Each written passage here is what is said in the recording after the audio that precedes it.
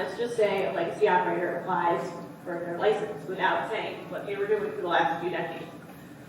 Selling on the corner and growing in your basement or whatever is one thing, but getting a license and then keeping your license and being successful is an entirely another animal.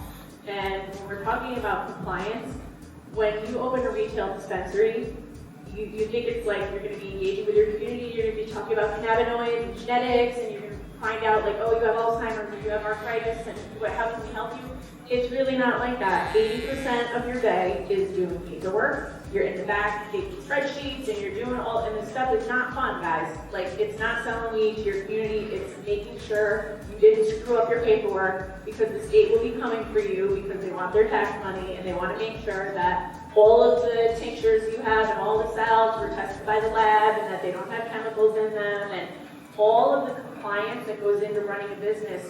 The education of how to run a regulated business in the state of New York is one of the largest barriers to entry, because it's one thing to raise money and have access to those channels. It's another thing entirely to be good at business and to have the wherewithal to understand the regulatory framework, because you might have a great book of business, you might have that fire in your book bag, but if you don't know how to get it tested in a lab, if you don't know how to send those reports to the state, they're going to come and audit you, and if your inventory's off, guess what? You're losing your license, bro. So that, to me, is the biggest, most important thing that people need to understand.